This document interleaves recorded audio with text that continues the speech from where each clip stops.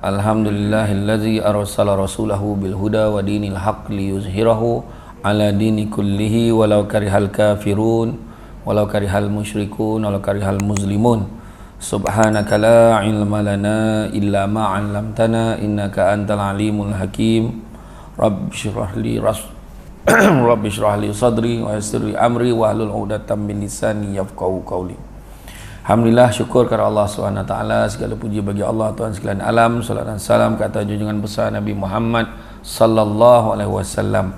Terima kasih banyak diucapkan kepada tuan pengerusi masjid, tuan imam, barisan jawatan kuasa Masjid Ar-Rayyan, sebenarnya tuan-tuan dan puan-puan dirahmati Allah sekalian. Elok benar hari ni kan, kita ceramah sejuk ya kan, sejuk luar pun hujan kan, jadi cabaran dia pun besar lah kan, cabaran dia besar. Pada waktu-waktu macam ni yang paling sesuai bantal lah kan, yang paling sesuai lah kan. Tapi dah kita ni memilih untuk datang ke majlis ilmu kan, yang mana Nabi sebut barang siapa yang mengikuti jalan-jalan ke majlis ilmu maka Allah akan anugerahkan kepadanya jalan-jalan ke syurga. Amin, mudah-mudahan. Yang mana hidup kita ni matlamat tiga paling besar yang kita kena kejar. Yang pertama, kejarlah apa yang disebut sebagai hidayah. Hidayah supaya kita dapat membezakan benda buruk dengan benda baik. Orang yang tak ada hidayah kan, ataupun tak nak kepada hidayah, dia tak nak cari hidayah, benda buruk kadang-kadang rasa baik, benda baik kadang-kadang rasa buruk. Contohnya kan, pergi surau pun dia rasa orang pandang dia semacam, dia kata tak boleh pergi surau ni, tak boleh pergi masjid. Pergi masjid kau apalah orang cakap kat aku, jadi dia tak pergi masjid. Kan, dia semayang sendiri kat rumah. Itu pun kalau semayang, kerana semayang dia terlampau mikirkan apa yang orang cakap kat dia. Ni aku semayang lah macam tunjuk bagus pula kadang. Barang siapa yang sembahyang kerana manusia kan, maka hukumnya riak. Tapi siapa yang tak nak semayang kerana manusia, hukumnya syirik. Sebab apa? Dia kata ada lagi besar pada Allah Ta'ala menyebabkan dia tak semayang. Kan aku semayang kau cakap apa pula? Syirik hukumnya sebenarnya. Ya, hati-hati. Ada aku kenapa aku tak nak pergi masjid, kenapa kan orang cakap macam-macam, orang lah yang dipikirkannya kan. Jadi datang, dan tu sebabnya kalau ada orang datang yang tiba-tiba datang masjid, jangan kita sindir dia. Kau apa hal datang? Tak pernah datang, tiba-tiba Samsul Debat datang, kau datang, contohlah kan. Kau apa masalah kau ni kan. Sangka baik, dia rupanya taman lain, dia nampak banner dia datang, contohlah kan. Jadi makna kata, sebab kita kena sedar tempat yang kita tanya ni bukan rumah kita pun, rumah Allah kan, rumah Allah. Cantik masjid ni kan, Ar-Rayyan. Dan kemudian yang kedua, kejar selain pada hidayah, kejar apa? Kejarlah apa disebut sebagai maghfirah, keampunan daripada Allah kan. Melainkan siapa yang berani angkat tangan, alhamdulillah setakat bulan Mei ni, daripada bulan 1 itu belum ada dosa lagi dia, tolong angkat tangan. Confident dia dengan alhamdulillah tak ada dosa pun, mikir tak ada dosa, elok rasanya. Mengumpat tak pernah, apa tak pernah kan, semua elok lah ke lah kan. Memang tidak lah. Dan Nabi pun sebut sungguhnya manusia itu berdosa, dan sebaik-baik manusia yang berdosa adalah bertaubat kepada Allah. Bertaubat banyak-banyak kan. Dan begitu juga yang ketiganya, kejarlah apa yang disebut sebagai rahmah. Nak dapatkan kerahmatan pada Allah tak ada cara lain, kena ibadah banyak-banyak. Nak ibadah pula, nak mencapai kesempurnaan ibadah ada 4 perkara. Yang pertama disebut sebagai ilmu. Kena ada ilmu ibadah ni, bukan main ikut-ikut aja. Orang semayang dia pun semayang lah kan, tapi dia tak faham pun. Dia tak faham pun kenapa dia kena bayar zakat. Dia tak faham pun kenapa dia pergi umrah. Orang pergi, aku pergilah, dia kata. Ikut aja perbuatan-perbuatan tu kan. Jadi apa beza kita dengan burung kakak tua tu kan. Dia suruh ajar begini, semua pandai kan. Baru pun kalau dia ajar hari pandai dia petik buah kelapa tu kan. Jadi apa bezanya? Cuma dia tak faham kepentingan dia memetik buah kelapa tu berbanding manusia. Macam tu lah kiranya kan. Hidup ni biar ada makna. Kedua, mestilah ikhlas, bukannya ada tujuan-tujuan lain. Ibadah ni lillahi ta'ala. Itu sebabnya kalau buat benda-benda baik, kalau niatkan Allah, itu juga dapat pahala ibadah. benda baik diizinkan oleh Allah, niat kerana Allah, dapat pahala ibadah. Orang yang contohnya orang yang nak menyambut Samsul Debat datang hari ni, contohlah malam tadi dia dah ajak dah 2-3 orang geng masjid ni vacuum apa yang patut, contohlah vacuum, dia bukan sebab apa, dia niat kerana Allah, dapat pahala ibadah walaupun kerjanya vacuum je kan, benda baik. Contohnya lah, katalah saya dengan sahabat saya tu Zaham kan, sama kita orang sama dengan dia, dengan imam sini, kita bertiga pakat-pakat untuk bagi bantuan kepada ibu-ibu tunggal seluruh Kuantan, contoh. Fokus, memang anak yatim pun tak tolong, ibu tunggal dia, contohlah kan. Contoh bagi bantuan ibu tunggal. Bila bagi bantuan kat ibu tunggal tu, benda baik diizinkan oleh Allah, pergi ramai-ramai, niat kerana Allah, dapat pahala ibadah. Tapi kalau ada seorang tu niatnya, aku dapat selfie jadilah, contohnya, mungkin dapat pahala, tapi taklah sebanyak pahala ibadah tadi. Ataupun caranya tak betul. Bila-bila bagi bantuan tu, okey, Samsul Debat apa ni, ya, imam tak payah pergi rumah yang last ni, saya cover. Apa pasal pula? Rupanya ibu tunggal yang last tu bukan kaleng-kaleng. Mukanya macam Maya Karin dengan Luna Maya, contohlah. Patut dia tak bagi kita pergi, contohlah kan. Jadi mendatangkan fitnah. Jadi cara pun kena betul. Ya, dan bila kita kadang bila beribadah pula, masa itulah kita terfikir dan menyedari bahawa kita banyak melakukan dosa dan maksiat. Contoh kan, bila beribadah, Allah banyaknya dosaku, banyak. Tu kelebihannya. Maka dia membawa kepada yang ketiga. Yang ketiga apa? Yang ketiganya dalam beribadah mestilah membawa perubahan pada tindak tanduk dan perangai. Semayang mengumpat laju juga. Tadi kan Samsul Debat lalu ngumpat lagi tu, tingginya Samsul Debat katanya, contoh mengumpat dosa kan. Semayang main nombor laju juga kan. Semayang tapi masih lagi terima duit yang tak elok, contohnya. Semayang masih lagi buat perkara-perkara yang dilarang. Jadi maknanya perlu ada perubahan tindak tanduk dan perangai. Dan yang keempatnya mestilah dimulakan dengan niat. Inna a'malu bin niat. Ada empat-empat ni sempurnalah ibadah. Itu sebabnya mencapai kesempurnaan ibadah, empat-empat tu kena ada. Yang ketiga tu penting, ada perubahan pada tindak tanduk. Itu sebabnya kalau orang tu rajin dia bersalat, rajin dia beribadah, maka dia fikir aku banyak buat dosa dulu ni, macam manalah aku nak beribadah sedangkan aku masih melakukan dosa. Bagaimana nak beribadah sambil derhaka kan? Jika demikian, maka haruslah bertaubat terlebih dahulu, membersihkan diri pada perbuatan maksiat. Itu sebabnya pada bulan Ramadan hari itu, sepatutnya lah sebelum bermulanya Ramadan, kita perlu flush dulu, servis dulu diri kita ni. Servis tu maksudnya apa? Bukan pergi pusat refleksologi, pergi urut, tak. Maksudnya tu adalah kita kena cuci hati kita ni sebelum Ramadan. Buat solat sunat taubat banyak-banyak sebelum sampainya Ramadan. Jadi bila sampai Ramadan, tinggal nak beribadah betul-betul je. Kita ni banyak dosa kan, banyak dosa. Kemudian bersihkan diri pada perbuatan maksiat, tunjukkanlah rasa penyesalan agar Allah mengampuni dan membersihkan diri kita pada segala dosa, dan kemudian kita berusahalah untuk mendekatkan diri kepada Allah Subhanahu Wa Taala. Namun demikian, dalam melakukan taubat ini memang sukar untuk melakukannya, kerana sebelum mencapai tujuan ibadah adalah perkara-perkara yang menjadi halangan untuk kita bertaubat. Apakah halangan-halangan dia? Yang pertama, halangannya adalah dunia. Kata Imam Al-Ghazali, halangan yang pertama adalah dunia. Kadang-kadang dia tak dapat tu sebab dunia ni apa? Dunia ni ada 3. Pertama, pasangan, suami, isteri, dunia, melainkan dibawa ke arah diridai Allah. Kedua, kedudukan, pangkat, kuasa. Itu juga kadang-kadang ada merupakan halangan. Sedangkan semuanya sementara sifat dia. Sementara, ketua kampung berapa kali bertukar dah. Kan? Pengurusi usaha penduduk pun bertukar, sekali mesyuarat bertukar, yang seorang ni bertukar, pindah pula, contohnya tukar. Jangan cakap yang rendah-rendah ni, yang tinggi pun sama. Satu kali mengundi 3 Perdana Menteri dapat, contoh. Contohlah kan, maknanya sementara tak? Sementara kan? Jangan main-main, kita paling banyak Perdana Menteri bertukar dalam tempoh yang terdekat. Jadi makna kata nak menunjukkan apa? Tu signal nak bagi tahu kat semua Tak usahlah kita ni berbangga-bangga dengan apa yang kita ada. Semuanya sekejap aja.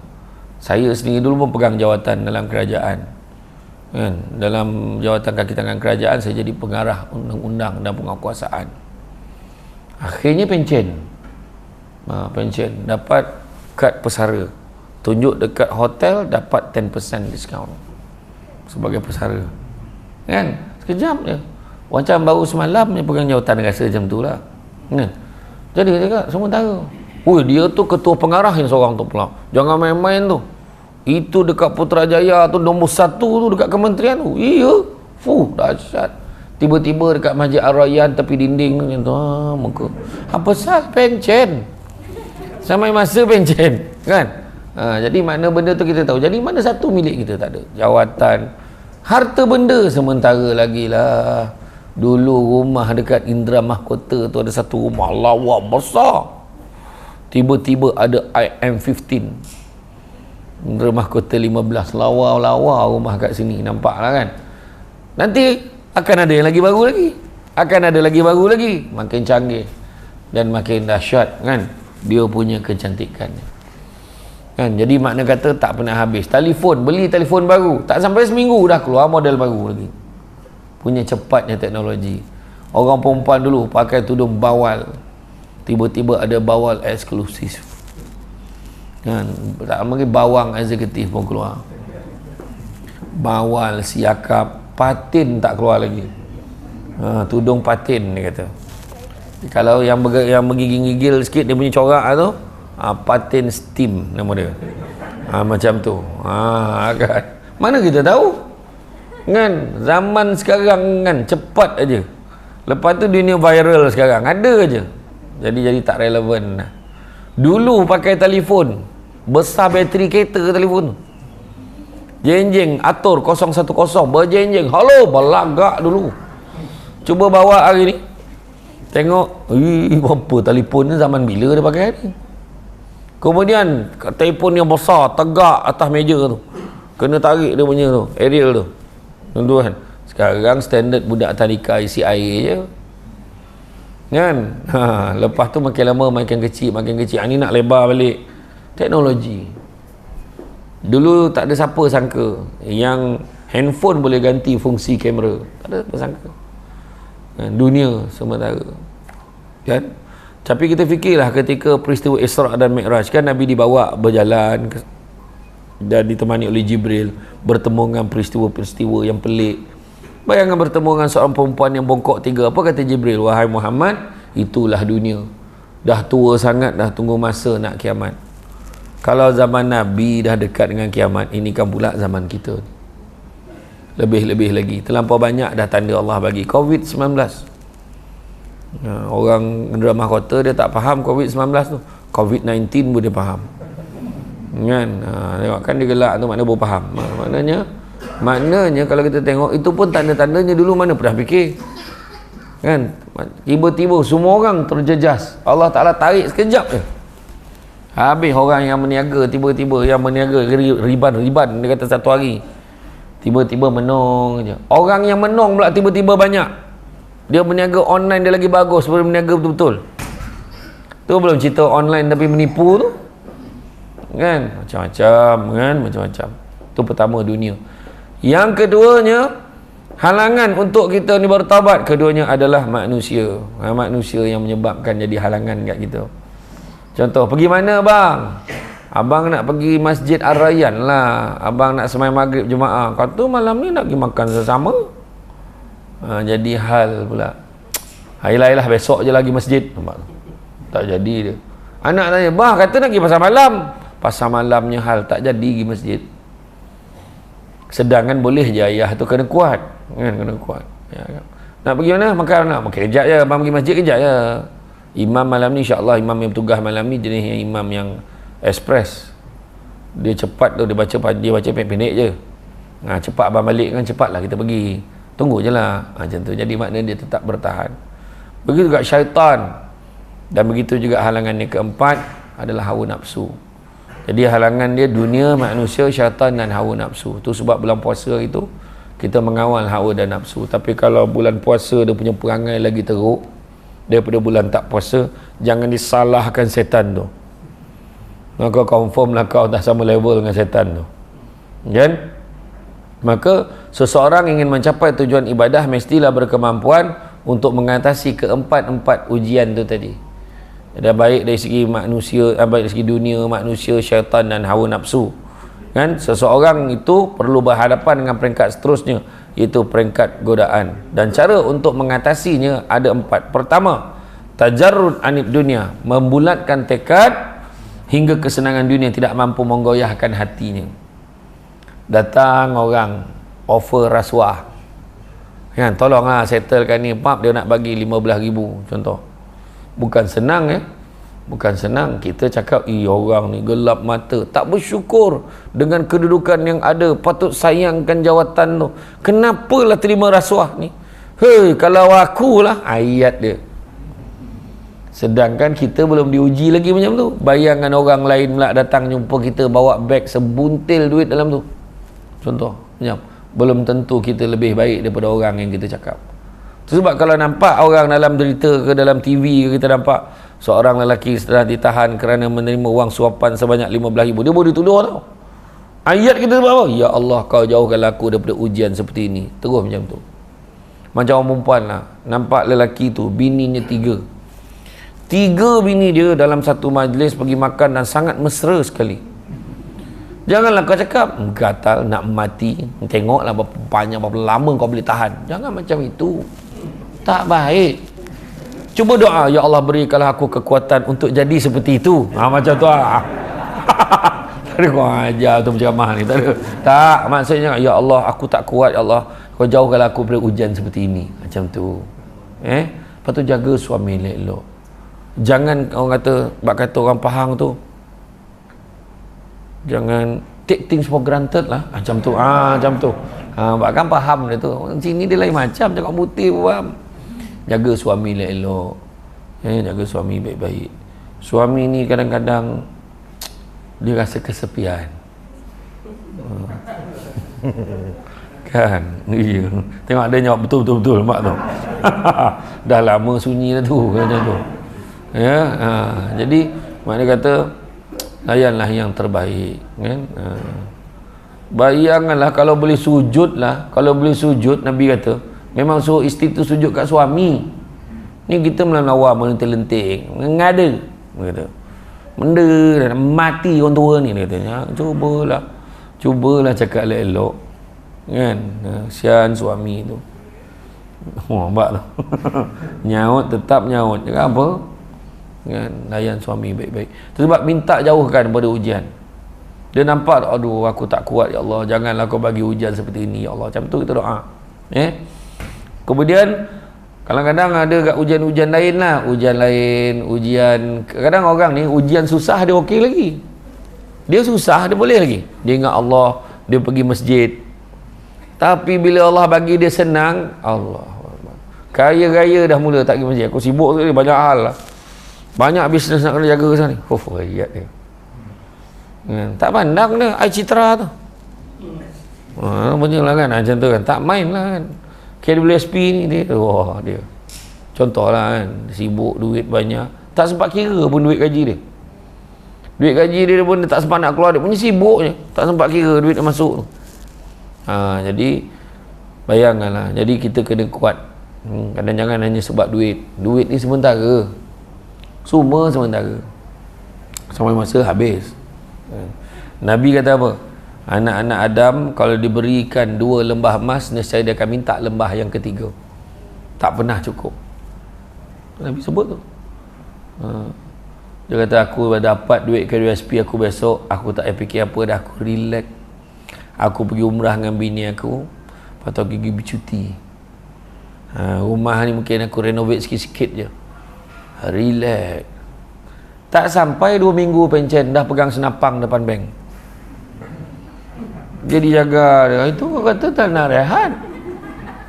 Kenapa tu? Tiba-tiba tak cukup juga. Bukan saya menghina karier pengawal keselamatan, tak. Maksudnya orang yang bercakap ni dia kata dia nak rehat lah. Dia tak nak kerja lah. Macam mana tak kerja? Dapat dia duit SP, anak-anak semua nak pau. Ya tolonglah ya nak berniaga, ya tolonglah ya ni nak kahwin. Mak ayah paling silap sekali berhabis untuk anak dia menikah. Yang sedap dia, kenapa yang susah kita? Faham? Kau nak nikah, kau carilah sendiri. Habis tak cukup kau belum mampu, janganlah kau kahwin.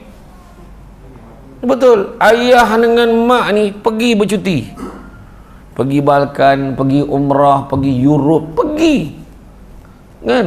Jangan dengar cakap orang Indra Mahkota yang lain ni, engkau baik daripada engkau pergi Europe tu baik kau pergi haji. Lah banyak engkau tak ada banyak cekadak engkau sekali aku lah. Pergi umrah pergi, haji pergi, tapi tempat lain boleh pergi. Sebab tu pun sunnah juga Nabi pun, Nabi pergi banyak tempat, Nabi berdagang pergi negara-negara lain pun Nabi pergi. Kita pergilah, ada peluang pergi kan. Baru tahu negara orang macam mana, azab tak azab, nak menterdarah susah, nak buang benda kita menterdarah pun susah kat negara orang. Baru tahu. Berak lah payah, kepala paip tak jumpa, baru tahu. Sudah yang mengangkang-angkang keluar miang gatal. Macam mana? Lepas tu saya ingat saya pergi Bosnia, pergi Croatia, di Balkan kan. Marah orang sana tu sebab dia orang dah biasa toilet dia kering. Kita orang Malaysia masuk dengan singki-singki tu, nak ambil wuduk kaki pun masuk dalam singki tu. Baru tahu penuh banjir ni. Bising dah, bising dah. Marah dah. Dia orang tak biasa. Kan? Itulah kita orang Malaysia kan. Itulah. Dia kata tadi nak rehat, jangan. Anak-anak ni jangan kita habiskan untuk anak-anak kita. Sikit-sikit sudahlah, nak bagi bolehlah ayah tolong sikit duit kemah. Dah lah. Janganlah macam-macam habis. Licin dah menung tu yang pegang senapang. Muka pegang senapang tu tak ada happy dia. Menanggung yang muka tu. Aduh, anak ni pun. Patutnya anak membahagiakan mak ayah, bukan lagi menyusahkan mak ayah kan. Tu je. Kemudian kedua, sentiasa berwaspada dan menjaga diri agar tidak tersesat oleh sebarang godaan. Godaan ni macam-macam lah. Godaan duit, godaan perempuan, godaan lelaki. Kan? Sekarang ni macam-macam. Ya? Godaan nak lifestyle, cara hidup. Nak hidup macam orang lain juga. Orang kan kaya, dia pun nak kaya juga, tapi dia nak nampak kaya. Sanggup minjam kereta mewah nak bawa balik raya. Biar orang nampak kereta dia besar. Tahun depan lain pula keretanya. Dah siap dah. Tapi rupa-rupanya itu lagi jimat daripada beli. Betul lah. Sewa dia habis 2-3 ribu. Dia tak fikir pasal maintenance sepanjang tahun. Rotek tak payah fikir. Betul juga. Ada yang cakap baru-baru ni, ada dia bagi tips kena kereta besar tak sah, kita sewa lagi jimat. Jadi simpan, kumpul duit. Betul juga. Arwah abah saya dulu masa kecil-kecil, orang Negeri Sembilan ni memang gila balik kampung.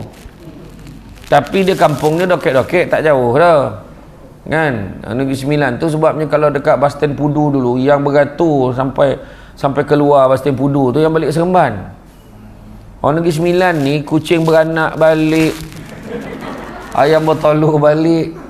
Ayam bertelur tu ayam jiran tu balik. Macam tu. Kenduri memang balik. Orang Negeri Sembilan ni jam tu. Yang memang dia rajin balik. Dan dia tak biasa jam. Dia tak biasa jam. Kalau jam tu memang mungut. Setengah jamnya jam nak mati dah rasa tu. Sebab Negeri Sembilan tak biasa jam. Tu yang saya heran orang Terengganu, Kelantan, Pahang ni. 5 boleh jam balik Kelantan. Tu balik ke mana? Parah betul kan? Tapi tak boleh lawan lah. Ada sahabat saya, kampung dia memang mak ayah dia India Muslim lah, memang dia Islam lah, tapi kampung dekat India, ayah dia memang kat India betul. Dia naik kereta api hari Jumaat, Isnin pun sampai. Kereta api yang kita tengok tu, yang kita tengok dalam filem Tamil tu, memang betul yang bersidai tu memang kena utama dia. Hari Isnin sampai. Gila tak gila tu, bayang tu. Hari Jumaat naik kereta api tu sampai terbalik kereta api tu, cerita betul. Orang India ni kalau kita tengok tu sebab masa zaman MGR dulu, ni sejarah. Dia kalau buat movie, pernah sekali dia buat filem tu, mati hero tu memang pecah panggung tu. Jahanam, kursi semua dibalun, dia cabut, marah, mengamuk. Sebab orang India dulu kerja buruh, hiburan dia tengok wayang. Tu sebab sampai ke hari ni tak pernah mati hero tu. Macam mana sore azab pun lah, hidup lagi tu. Padang dah 3 batang masuk dah ni. Macam tu berlawan tu. Tu cerita Tamil. Dia hiburan. Tapi kira okey lah. Tengok cerita Tamil ni laju dia punya tu. Berlari laju, jalan laju. Dia peluru tembak tu sampai ditangkap peluru tu. Cerita Melayu. Alah. Baru nak tampar bersambung tu masalah tu. Malas tengok tu. Aduh, rupa susah kan, berlakon ni pun susah. Saya pun terbabit juga lah berlakon. Barulah tahu rupanya pandang sini macam ni, pandang sini macam ni, kena cakap benda yang sama 5-6 kali. Pernah hari tu saya drama, ada satu drama saya berlakon tu, Janda Kosmopolitan. Siap ada seorang janda tu minat dengan Samsul Debat, mati aku berlakon macam tu. Ada, cuba tengok dekat dalam YouTube ada drama tu. Dia kata, saya rasa saya dah jatuh cinta kat ustaz. Berapa kali aku hilang dialog aku. Rasa macam betul-betul lah. Sebab pelakon tu dengan penjiwaan dan dengan mata berair, kau betul ke tidak? Dia tanya kan. Macam tu lah. Tapi watak dia tak ada lah watak utama pun. Ibarat macam Han Cangkul kan lah, solid-solid kan. Baru tahu macam ni. Tu ada yang tegur saya tu kat sesi minyak tu, pelakon kan, kata. Sudah, aku rasa pelakon tak adalah banyak sangat, pelakon kan, kata.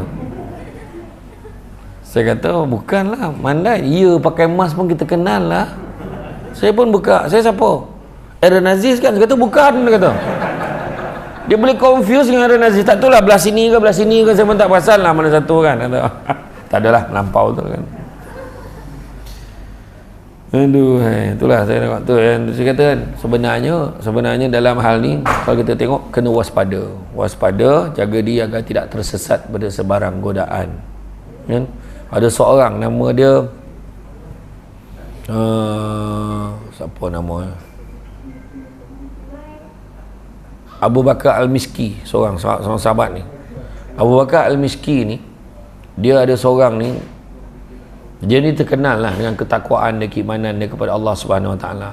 Jadi ada geng-geng pelacur ni pada zaman tu, pelacur ni dia bincang, dia kata Abu Bakar tu hebat betul, Abu Bakar Al-Miski nama dia. Kenapa? Dia tu tak ada, dia tak ada, memang dia tak peduli dia kalau orang ni perempuan lawa macam mana pun dia tak ada, dia peduli. Iya ke? Jadi perempuan ada pelacur yang paling lawa sekali, dia kata bats ni aku pergi order dia. Aku tak percayalah, kata. Dia masuk dekat rumah Abu Bakar Al-Miski ni, dia tutup pintu, dia nak dipeluknya Abu Bakar Al-Miski ni. Jadi Abu Bakar dia kata apa? Nanti sekejap, kalau kau nak peluk aku sekejap, bagi aku bersiap kejap, dia kata. Wah, dia kata nak siap, nak bersiap lah. Dia kata, okey, dia tunggu. Dia pun masuk dalam bilik air, dia ambil segala najis-najis yang ada, dia sapukan kat badan dia. Bawah badan dia, dia keluar, busuk ni, mari peluk aku, dia tu. Lari perempuan tu. Semenjak daripada itulah Allah anugerahkan dekat dia, badan dia ni berbau haruman kasturi, al-misk. Al-miski tu bau haruman kasturi, badan dia tanpa dia pakai one drop perfume. Dia tak pakai wangi-wangian, tapi badan bau wangi. Itu sebab dia dapat gelaran Abu Bakar Al-Miski. Bayangkanlah kan, hebat kan. Cuba kalau kita, perempuan dalam hadapan kita, dia nak peluk kita, apakah tindakan kita? Perempuan tu lawa pula, rupa macam Maya Karin contohlah, nak dipeluknya kita, apa jawapan kita? Bukan aku yang nak peluk dia, dia yang peluk aku je. Ayat kan, kebiasaan lah kan. Sejauh mana kita kuat untuk menolak dugaan tu, sebab mintalah dijauhkan daripada dugaan-dugaan ni. Godaan duit, jangan main-main. Samsul Debat tak ada 5,000 dia tak datang, contohnya ada yang cakap macam tu, contohlah. Jangan dengar cakap orang. Kadang ada gak penceramah ni macam tu, ada, tak dinafikan. Kona kawan ni kadang-kadang adalah beberapa orang ni kadang dalam geng-geng asatizah Malaysia tu dan grup tu kita tegur juga. Ada 5,000 tak boleh kurang. Ada yang sebut macam tu. Tu penceramah tu. Dan TV menangis. Bayangkan. Aduh, hai. Semua lah tu kan. Saya tak kisah tuan-tuan. Tuan-tuan bayar 10,000 pun saya datang. Kan. Tuan-tuan pakai borang klaim pun saya datang. Nah, hal tu dah. Yang penting booking tarikh dulu. Bayar RM50 pun saya datang. Tapi itulah sekali tak datang dah lepas tu. Kurang asam betul. Adalah sebab saya yang paling tak tahan bukannya orang marah, mak saya marah. Mak saya tunjuk depan muka saya, kau demand sekarang ni, kau cakap. Mak saya tak boleh. Mana ada mak? Tak adalah, okey je. Ada satu orang ni, dia buat fitnah kat saya. Dia nak booking saya lambat. Dia dalam mesyuarat tu, dalam mesyuarat ada satu organisasi ni, jatuh jabatan ni, dia ni diamanahkan panggil penceramah. Kamu uruskan panggil penceramah. Dan dia pula delay. Tahulah kerja kerajaan ni. Nantilah dalam minit dekat dah nak mesyuarat baru perasan kerja dia kena panggil penceramah. Baru dia telefon penceramah. Dia telefon PA saya. PA saya kata dah penuh. Kita nak bayar banyak mana ni dah penuh. Tarikh ni tak boleh. Sudah dalam mesyuarat, macam mana? Saya dah tanya dah, saya ingat kita tukar penceramah lain lah. Kenapa pula? Mahal sangat. Dia kata macam tu. Wah, dia tak dapat aku ni. Saya pun tanya mak saya, siapa yang cakap? Anak cik apa tu cakap? Anak cik tu pula saya tanya, dia kerja kat mana? Dekat sini. Saya tanya, apa cerita ni? Saya tanya. Bila mak saya dah cakap macam tu. Rupa-rupanya, baru dapat tahu cerita. Saya sound orang tu. Jangan buat-buat mulut bang, kata kan. Ya. Ada satu tempat saya ceramah dekat Benter. Daripada Seremban. Mula-mula ni Allah Ta'ala nak tunjuk lah. Ceramah dekat sekolah kebangsaan Benter, motivasi UPSR untuk 10 sekolah combine. 10 sekolah combine. Ceramah motivasi UPSR. Daripada Seremban ke Benter. 10 sekolah combine nak bayar 300. Terangkat kening. 300? Tapi saya cakap dengan PA saya, tak apalah. Okey je lah. Jalan je lah. Tapi tanyalah dia ada tak tempat-tempat lain sekali jalan. Tak adalah pergi satu tempat tu balik. Jauh Benter tu. Saya cek. Adalah satu surau dekat Kuala Lipis tu pun nak. Malam tu dekat Masjid Daerah Benter pun ambil. Satu tu bayar 300, bayar 400. Okey. Satu tempat. Sempatlah makan ikan patin. Ikan patin steam Azmi. Pergilah. Pergi. Rupa-rupanya 10 sekolah yang motivasi UPSR ni, calon UPSR tu, sekolah ni seorang calon. Sekolah ni 2 orang SKM, sekolah kekurangan murid. Budak dah tak ada kat sana rupanya.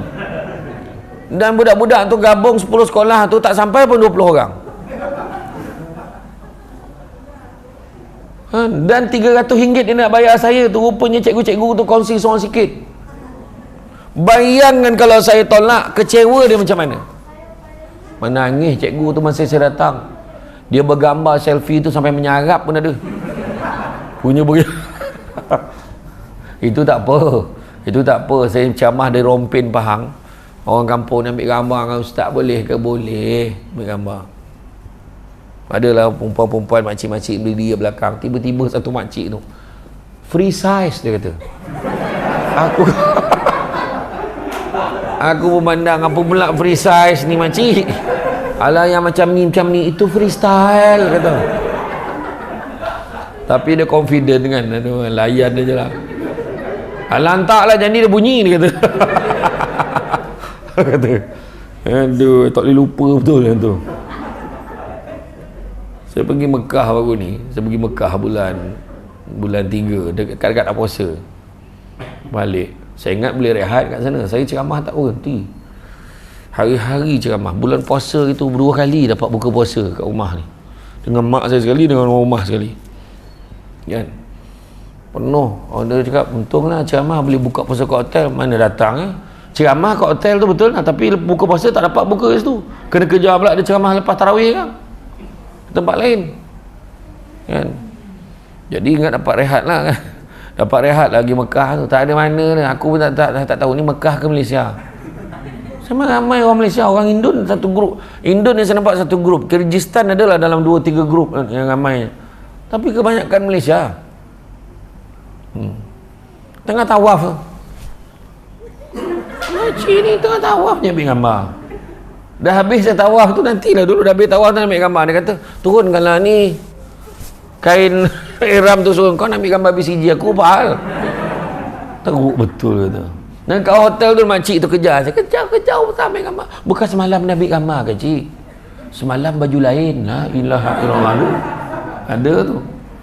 Macam dia orang kan. Tak apalah, jagalah diri elok-elok kan. Jagalah diri elok-elok. Kadang ada lah orang perempuan ni kan ambil gambar ramai-ramai. Dia crop tinggal berdua. Dia buat pula wallpaper handphone ni. Macam mana lelaki kawan tu tak marah? Aduh. Kemudian memerangi segala tipu daya syaitan, mampu mengendalikan hawa nafsu. Tu sebabnya kepada bulan puasa itu kan, pada bulan puasa itu kita berpuasa salah satunya sebab apa? Sebab kita nak kawal hawa nafsu. Dan begitu juga Imam Al-Ghazali juga ada beritahu, andai kata orang itu sentiasa membiarkan perutnya berada di dalam keadaan kenyang, dia akan dihinggapi 5 perkara. Kalau dia sentiasa perut dia berada dalam keadaan kenyang, dia tak pernah berlapar, 5 perkara yang akan ada dekat dia. Pertama, dia akan mudah ingkar pada Allah. Bila kenyang, semayang pun jadi lambat. Kejap lagi. Lepas buka puasa, kalau makan banyak, tersandar.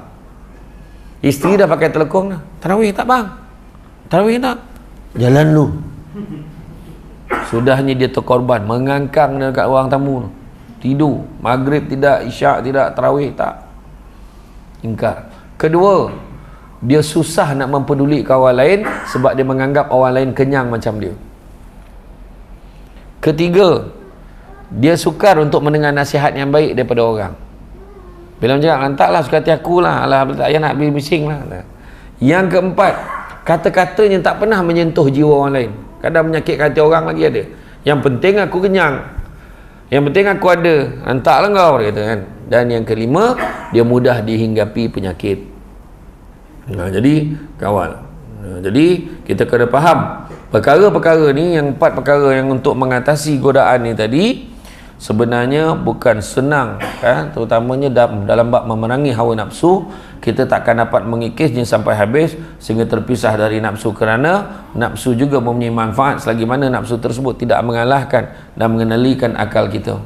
Jadi tak mungkin kita dapat mematikan hawa nafsu, tapi jangan membiarkannya hingga ia mengendalikannya, sebab manusia tidak mungkin dapat hidup tanpa hawa nafsu. Nafsu bukannya kita ada nafsu yang baik. Nafsu dia semangat, dia nak semayang. Nafsu dia nak buat baik. Aku nak tolonglah orang ni, nak tolonglah orang ni. Terganggu juga kan nak tolong orang. Cakap, tak payahlah banyak sangat abang sedekah ni. Sikit sudahlah. Kan. Nanti saya nak juga. Contoh kan. Itu godaan-godaan dia. Kan? Walaupun kita mampu mengalahkan syaitan, syaitan pula, namun kita tidak mungkin mengalahkan hawa nafsu hingga mematikannya. Syaitan mungkin boleh dengan cara kita beribadah, dengan cara ni, tetapi hawa nafsu ni sentiasa ada dengan kita. Kan? Umpama mengendalikan kuda yang degil, kita juga harus mampu untuk mengendalikan hawa nafsu ke arah kebaikan dan kebenaran. Janganlah sampai terjerumus dalam perkara yang merosakkan dan menyesakkan. Kan? Dan sebab hawa nafsu akan sentiasa menjauhkan kita dari Allah SWT, kita memerlukan sesuatu untuk mengendalikan hawa nafsu, iaitu takwa. Jadi kawallah hawa nafsu kita. Setelah seseorang mampu menakluk godaan-godaan yang bersifat ini, bersifat tetap ini, maka akan timbul pula godaan yang bersifat tidak tetap. Godaan yang bersifat tidak tetap ada beberapa. Yang pertamanya rezeki. Rezeki. Dapat kereta, dapat motor, dia dah join grup motor pula. Grup ride kata. Grup ride tu kadang-kadang menyebabkan ada grup yang bagus, ada. Tapi dengan leka dengan motor, leka dah tak join pula dah, geng masjid tak join dah. Contoh. Tapi ada grup yang bagus, pergi bagi bantuan, pergi ke tempat-tempat orang susah, bagus, dimanfaatkan.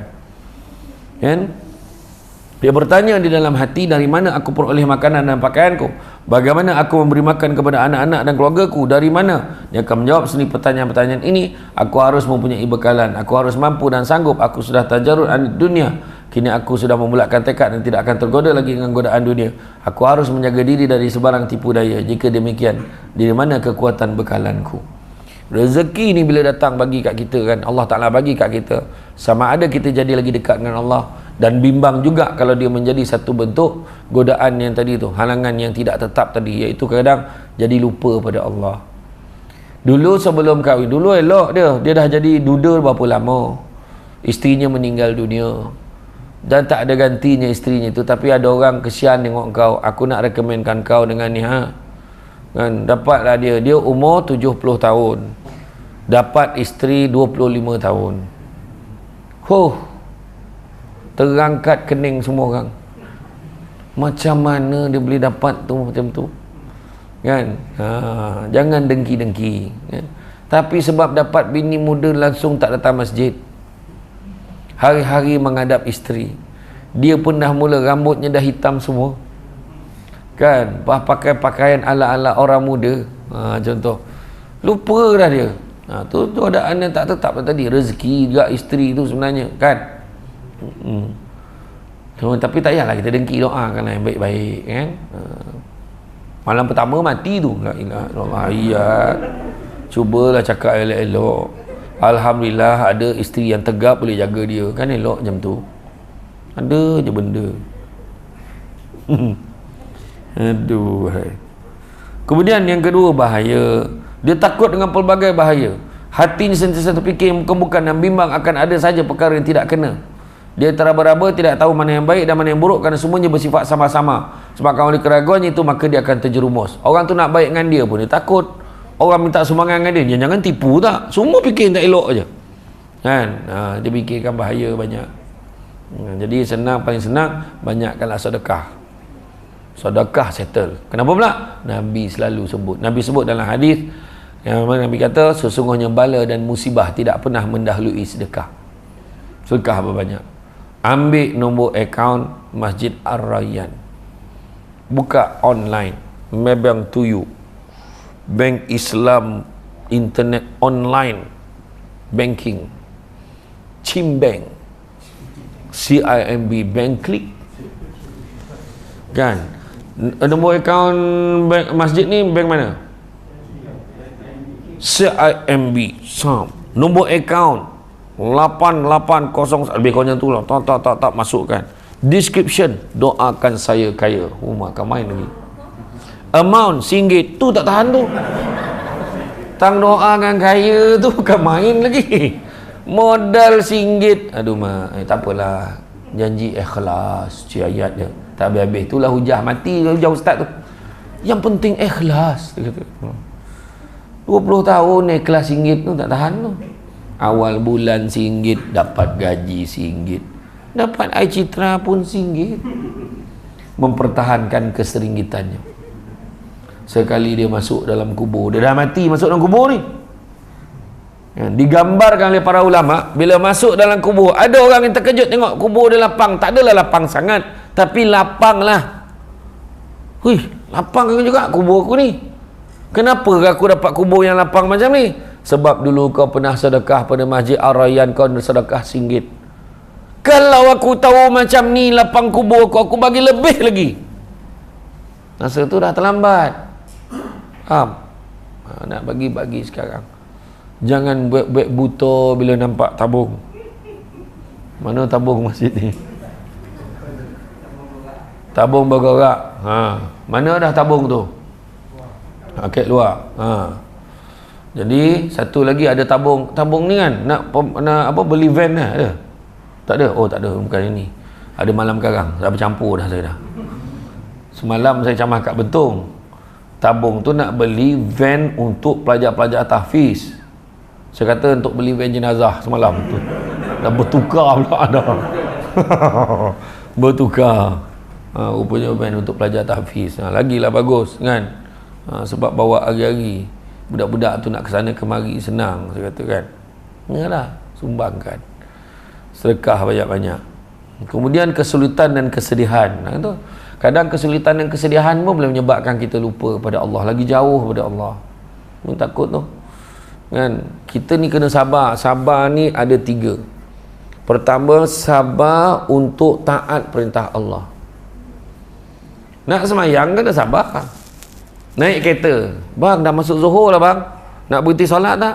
Nantilah. Sampai sana kan lama fikirkan, payahlah nak berhenti, leceh lah nak parking. Tak sabar tu. Bang, tak lambat ke bang kena singgah ni? Tak apalah, sekejap je semayang, bukan lama pun. Sabar. Sabar untuk taat perintah Allah. Itu dikatakan dalam kitab Mukasyafatul Qulub daripada Imam Al-Ghazali, kitab penenang jiwa, mendapat 300 tingkatan darjat pahala. Yang kedua, sabar untuk meninggalkan larangan Allah. Maknanya dia tak buat benda yang Allah tak suka. Mengumpat, dia tak buat. Ada je benda nak cakap. Kan? Samsul Debat ni dalam TV nampak tua. Kat luar nampak muda. Ngumpat dia. Kita tengah ngumpat-ngumpat, kawan tegur, kau ni tak baik tau cakap orang tau. Contoh kan. Macam lah kau tu baik sangat. Kan dah kena. Bukan senang, tapi dia kena sabar. Jadi kalau dia sabar, dia pun cakap, yelah aku ni memanglah tak baik. Anggaplah ni usaha aku dan kita semua untuk sama-sama nak jadi baik. Sabar. Itu pula dapat apa? Dapat 600 tingkatan darjat pahala. Tetapi yang paling tinggi sekali mendapat 700 tingkatan darjat pahala, iaitu bersabar atas ujian dan dugaan yang datang. Seorang-seorang meninggal dalam keluarga. Mula-mula ayah, lepas tu mak. Baru ni sahabat saya, Ustaz Nur Azman Ahmad di Seremban. Bulan 1 ayah dia meninggal. Bulan 3 ibu dia meninggal. Dia post Covid, selepas Covid kan. Allah, sedihnya Ustaz, kata. Itulah, kata, tiba-tiba tak lama pun dia kata. Bayangkan ada orang tu meninggal anak, meninggal suami dalam tempoh tak sampai seminggu. Ada banyak. Ni yang terowong menora tu, tengok kan baru-baru ni, Allahu Akbar, tersepit, mungkin tak tahu macam mana keadaannya, nak keluar kerja apa tak tahu kan. Macam-macam lah di fikiran kita, macam mana lah penderitaan dia masa tu agaknya. Jadi antaranya lah ujian sakit, penyakit kan. Sebab bila sakit, bila kita demam, sakit apa-apa sakit sekalipun, Allah hantar 2 malaikat. Allah hantar 2 malaikat. Bukan Allah Ta'ala tak tahu, saja bagi kerja kat malaikat. Kau pergi tengok apa yang dia ni cakap. Apa yang dia cakap bila aku bagi dia sakit ni? Apa dia cakap? Kalau dia kata, Alhamdulillah, agaknya saja Allah bagi aku demam ni biar aku boleh rehat. Agaknya Alhamdulillah dapat aku rehat. Kau tidak catering tak berhenti. Lepas dia. Kan Majid Ar-Rayyan tu macam dia je masak. Lepas dia. Segala menu semua dia tahu masak. Salam mak cili api, kan patin, kan kerai, kan baung, kan, ikan jos, semua dia kan. Nasi goreng Pattaya pun dia pandai. Mihun goreng jantan, la ilaha illallah, ada telur jantan lah. Semua dia masak. Sampaikan dia demam, agak Allah nak bagi aku rehat kot. Bila dia sebut dia syukur pada Allah, Alhamdulillah dapat aku sihat ni, dapat aku tak sihat ni supaya aku dapat rehat. Maka malaikat lapor, ya Allah, manusia ni yang kau uji dengan sakit ni, Allah, dia kata syukur kerana kau bagi dia rehat. Maka kalau dia bersyukur, sampaikan padanya, Allah Ta'ala beritahu. Kalau dia mati, akan ku masukkan dia ke dalam syurga. Kalau dia hidup, akan ku gantikan daging dan darahnya dengan daging dan darah yang baru. Itu sebab orang yang elok demam semua benda nak buat, daging darah dah bertukar. Masa tu lah rajin dia. Lepas elok demam tu nak basuh motor lah dia. Biasa pergi car wash. Itu dia basuh sendiri semua. Si dia ke lepas siap tanya, weh, hari ni tak ke mana-mana, tak lepak mana-mana, cakap lah, jom aku tengah free ni. Dia punya semangat nak melepak tu. Sebab dah berganti dah daging dan darah yang baru. Tapi kalau pergi tengok, aduh, kenapalah demam ni, mati lagi baik. Dia kata, wah, ayat dia. Ya Allah, dia merungut, ya Allah, dia kata dia mati lagi baik. Maka Allah Ta'ala beritahu, tolong sampaikan padanya, suruhlah dia sembah Tuhan selain aku. Maknanya Allah tak nak pedulikan kita dah. Jadi mana nak? Jadi sabar banyak-banyak. Allah Ta'ala bagi ujian kat kita tu kena sabar. Kenapalah laki aku tinggalkan aku, ya Allah, kejamnya, ya Allah. Janganlah macam tu. Kadang-kadang orang lelaki pun, cepatnya awak tinggalkan saya. Saya tak sempat memadu kasih asmara bersama dengan awak. Apalah hidup aku jadi macam ini. Jangan.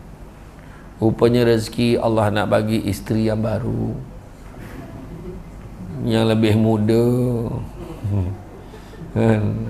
Daripada Negeri Sembilan lah tu, sak lamak cili api podeh menyala. Kan? Contohlah kan, manalah tahu. Sentiasa percaya adanya kebaikan. Kemudian takdir. Kan? Ada yang dirasakan manis, ada pula dirasakan pahit.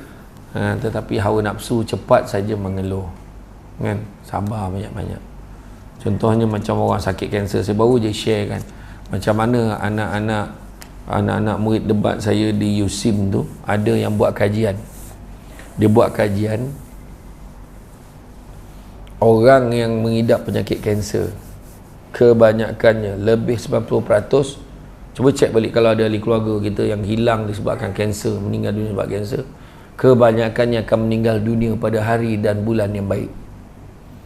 Hari atau bulan yang baik. Cuba tengok, betul tak? Kebanyakan. Cuba tengok, Allah pilih dia sebenarnya. Malahan dia kadang-kadang ada yang kanser teruk kan, kita kebanyakan orang yang kanser ni dah tahap teruk baru tahu. Kebanyakan. Kadang doktor cakap mungkin bawa balik lah, dah tak lama dah, dia dah tak, kita tak boleh buat apa. Contoh, dalam masa yang ada doktor estimate dalam 2 ke 3 bulan. Contohlah, masa tu dia dah keluar duit. Dia keluarkan duit, ni mak ni 10,000, 20,000 ni mak dengan ayah pergilah buat umrah ke, pergi haji ke, pakailah duit ni.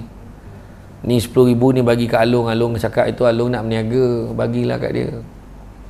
Lepas tu lagi ni 20,000 ni mak tolong bagi-bagi setiap masjid yang nak buat pembinaan tu, nak buat wakaf masjid tu, mak bagilah 1,000, bagilah dekat 20 masjid.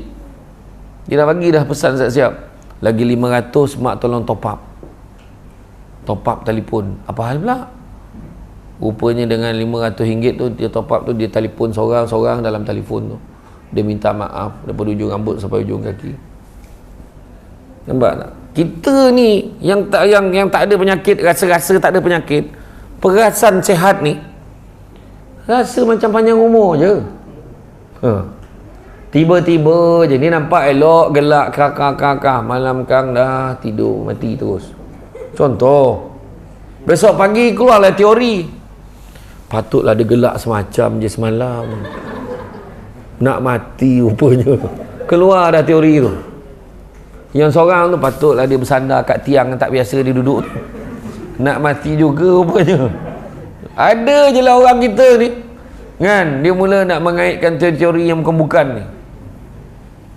Patutlah dia pakai baju terbalik semalam, semua macam-macam, buang terbiat lah, itulah inilah kan.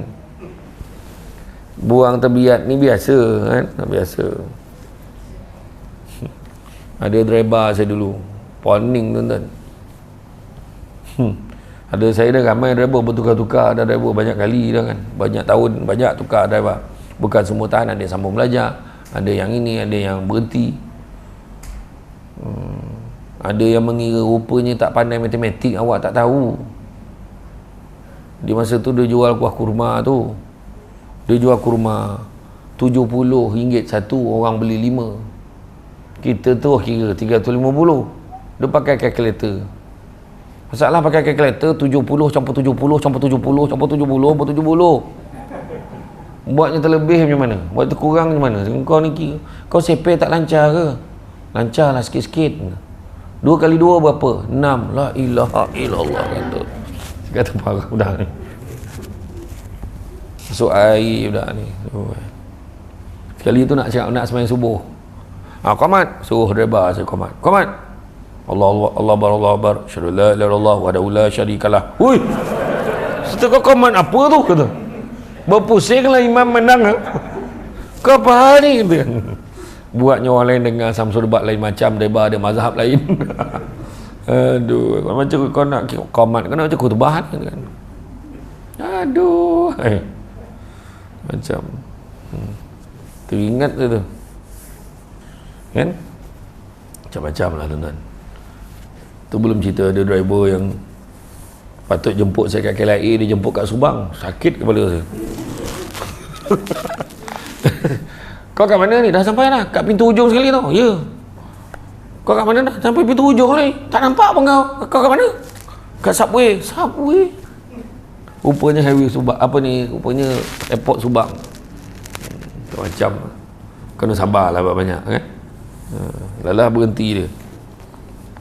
Jadi apa-apa pun dunia ni sementara. Kesimpulannya lah, dunia ni sementara sifatnya, apatah lagi yang ada dalam dunia. Yang paling penting bagaimana cara kita nak melayan dunia. Kedua, Nabi sebut anak-anak Adam kalau diberikan 2 lembah emas, dia akan minta lembah yang ketiga. Tak pernah cukup. Tapi Nabi juga ajar manusia yang paling kaya adalah manusia yang merasa cukup dengan apa yang dia ada. Belajar bersyukur. Ajarlah diri kita, keluarga kita tentang bahagia. Jangan ajar tentang kaya, kerana satu hari nanti kita akan sedar bukan semua perkara boleh dinilai dengan harganya. Hidup kita adalah antara B dan D, birth and death, hidup dan kematian. B dan D, tengah-tengahnya ada C. C apa? Choice. Kita ada pilihan macam mana hidup kita nak kita jalankan. Ikutlah jalan yang diredai oleh Allah Subhanahu Wa Taala. Tu saja. Ya. Sebab hidup ni kena ada hikmah. Tanam tabu di tepi rumah, cabut ubi sampai ke akar. Kalau hidup dengan hikmah, selaut garam terasa tawar. Tu penting. Percaya dah ada benda-benda ni, ni mesti macam ni. Anak kita ni teruk result peksa dia bang. Sabarlah. Mungkin dia bagus kemahiran agaknya. Rupanya bagus dia. Masuk kemahiran, rupanya dia jadi power. Tengok aircon tu pun dia tahu on ke tak on. Setakat tu tak payah belajar tahu. Contohlah, hantar dia kemahiran dia lagi bagus, dia punya lagi bagus. Dia memang tak berapa sangat akademik, tapi kemahiran dia cepat tangkap. Dia tengok ni mesti wire dia macam ni. Ya.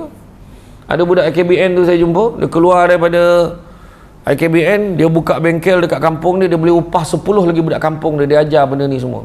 Dia jadi bos. Senang dia, hidup dia senang, alhamdulillah. Itu sebab jangan kita putus asa dengan anak kita. Kan? Saya pun, mak saya pun pelik, dalam keluarga kita siapa yang jadi penceramahnya tak ada pula rasanya. Keturunan-keturunan tu tak ada. Tapi arwah abah saya memang dia kelakar lah. Dia kalau bercerita tu ada je benda yang orang tergelak. Asyik baik saya tak macam dia. Macam tu kan. Tak, maknanya tu dia hidup kita. Dia tak usahlah kita risau. Hiduplah seadanya. Dan sebagai penutup, saya nak sharekan bagaimana dalam surah Asy-Syura ayat 20 Allah beritahu apa? Allah beritahu, barang siapa yang mengejar keberuntungan akhirat, nescaya kami akan tambahkan keberuntungannya itu. Maknanya kejar akhirat, dunia pun dapat. Allah tambah. Namun barang siapa yang mengejar keberuntungan dunia, nescaya kami akan berikan sebahagian saja daripada keuntungan dunia itu, dan takkan ada satu bahagian pun untuknya di akhirat kelak. Jadi mana nak? Kejar akhirat dua-dua dapat, ataupun kejar dunia dapat sikit, tapi akhirat langsung tak dapat apa. Jadi baiklah kita kejar akhirat. Itu yang ramai-ramai datang ini kan. Alhamdulillah ramai datang sampai keluar. Ramai betul ni. Cuma yang tak datang lagi ramai lah. Macam tu.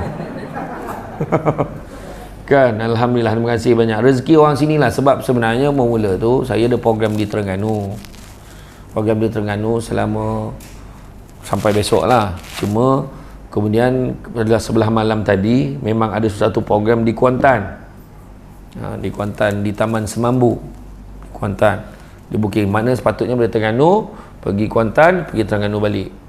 Kemudian Terengganu postpone. Jadi mana yang queue tu kita bagilah. Mana lagi yang dekat Pahang yang nak kita masukkan balik. Termasuklah yang ini tempat ni. Alhamdulillah saya seronok. Saya first time kan datang sini kan. First time, cantik tempatnya. Tak ada alasan tak datang. Punya selesa, aircon, bayang punya sombong bak. Kipas banyak, satu pun tak buka bak. Punya lah kan. Yang luar lagi dahsyat. Tak nak aircon dalam ni, duduk luar. Kan? Jangan tengok kapet. Kapet pun baru lagi ni. Baru berapa? 4 tahun? 8 tahun. Kapet tabal. Kalau sujud tabanam muka. Jadi tak ada alasan lah datanglah imarahkan masjid. Ya, semua datang imarahkan masjid. Rugi gitu. Tak ada peluang masjid yang sehebat ini datanglah. Ya. Nah, jadi itu saja daripada saya. Sepandai-pandai tupai melompat, akhirnya jatuh ke tanah juga. Walaupun perkongsian sudah tamat, mudah-mudahan meresap ke dalam jiwa. Budak-budak membawa adalah nak menjolok buah berangan. Kalau ada silap dan salah, dikata tidak, dicaci jangan. Cantik dipandang rumah penghulu, kayu tu ukir dari papan. Alang-alang menuntut ilmu, sebuti pasti kembang galah menjadi intan. Dan yang terakhirnya, tenang-tenang air di laut, sampan kelok mudik ke Tanjung. Hati terkenang, mulut menyebut, jasa baik Majid Ar-Rayyan menjemput hari ini, rasa nak junjung.